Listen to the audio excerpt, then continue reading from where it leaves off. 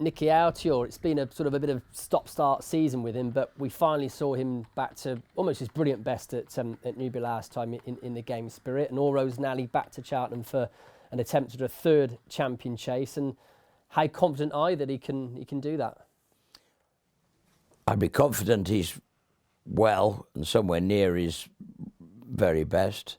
I think the difference here is that you have probably one of the most competitive Queen Mothers we've seen for a long time. Obviously, Defi de Seux and Chapon pour Soi representing Ireland. And where they have the advantage is going to be soft ground. You can take it, it will be soft. And, you know, Altior's sort of weapon is speed and the turn of foot, and it does work much better on good ground. He gets away with it in soft ground. When we took on Paul's horse, Surname, at Ascot, I mean, that wasn't soft ground, that was horrible, heavy. Yeah. To be honest with you, the two horses had a very, very hard race. It did him no good. It did me no good. And I actually don't think it did Surname an awful lot of good. And to be honest with you, we all wish we'd never run in it. It was their first run of the year in bad ground over a trip we didn't know about. It was crazy. But public opinion, unfortunately, has its way in these situations. And I should have probably taken him out on the morning of the race, and any other horse on any other day I would have done. If I'd have taken him out that morning, I'd have got lynched. Because, I mean, the whole world had been waiting for this rumble at Ascot between these two horses. Well, it wasn't even a pretty sight, you know? It was horrible, and nobody, and it, as I say, I think it took its toll on both horses. And it took us a long time to get, he wasn't, even after Christmas, he wasn't back. But luckily he perked up and we were ready for the game spirit, which we've used before. He's won that in very soft ground before. You know, if it's Cheltenham soft is a different ballgame. Sandown's been horrible all year. Not their fault, but it's just been a very wet year, and it's a wet race course.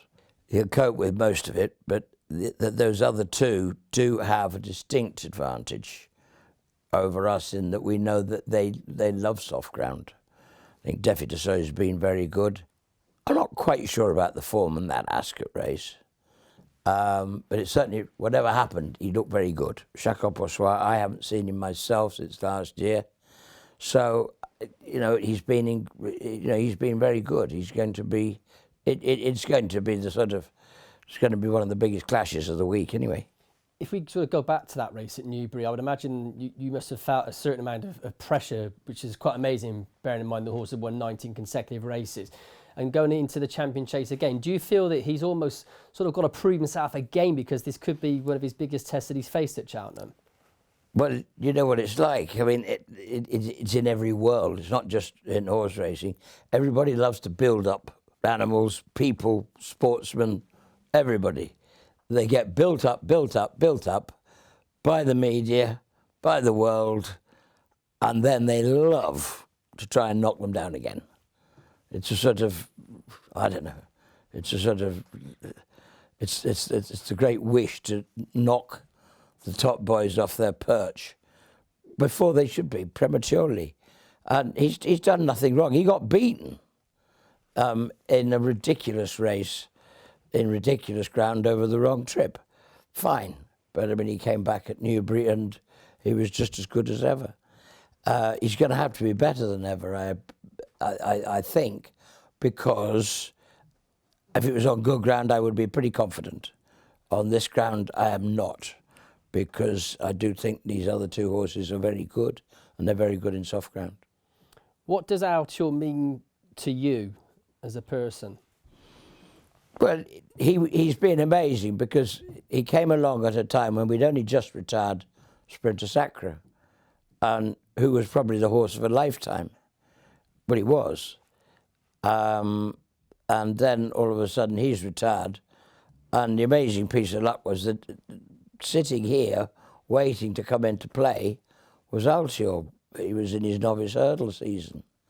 And then he was there to take over, win the Arkle, and now 2 champion chases. And it's an extraordinary thing. To have two horses like Sprinter and Altior, you can only say, I'm a very, very lucky guy. The two as good a horses as we've seen for years. A horse who potentially has got a lot more to show is Santini. We saw him in the Cotswold Chase on trials day, came home in front there. Again, he ran a cracker in the RSA last term off the back of perhaps not an ideal preparation. You've won the Gold Cup with Long Run and Bobsworth. Do you feel this horse can emulate those two? Well, he certainly can. Again, it's certainly going to be no easy task. I think there's a lot of competition out there. There is no obvious absolute superstar. You've got last year's winner, who, as you know, he's prepared in the same way this year as he has done last year, and I've no doubt he'll be fit and rearing to go. Got to knock him off his perch for a start.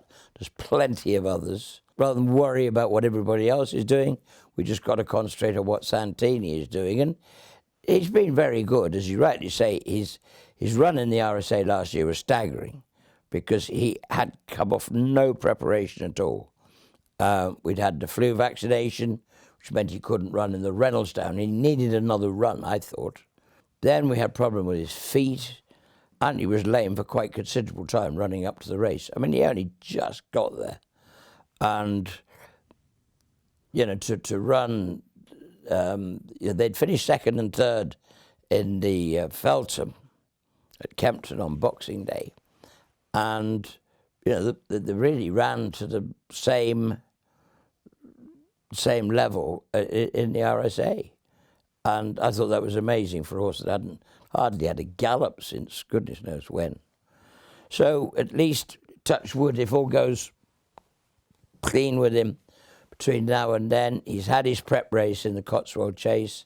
What did you make of that run? Did you feel he sort of ran a little bit lazily in there? In Cheltenham? Yeah. No, he loved it. Because he almost looks like he sort of hit a bit of a flat spot and sort of needs a bit of cajoling along. I think you take it that Bristol de Mai was probably near his top game. And I know they felt he was. Darrell felt he was. No, I thought he was great. I mean, he's not a free-running horse or anything like that. He's a big horse. He's a big, old-fashioned type of 3-mile plus steeplechaser. He's he hasn't got gears, but he's rock solid. He loves jumping. He's got such a lovely action to him. You can't help believe that he's a better horse on better ground. I thought he was fantastic on trials day. I really did. Nicky, that was the first time we had seen Santini since the beginning of November at Sandown. So how much do you think there is improvement fitness-wise going into the Gold Cup this year? Well, he's certainly going to be fitter than last year. And yeah, it's been a good preparation, to be fair, to touch wood, as long as it all goes right. We don't have any problems with his feet or anything else. There's so many things go wrong in these last fortnights. Every day's a nightmare. And every day there's something else. Even little things, which drive you mad, but they're relevant and you've got to sort them out. I mean, there's, whatever we're talking about, 30, 35 horses going there. You take the whole herd of how many horses there are here, let alone those 35.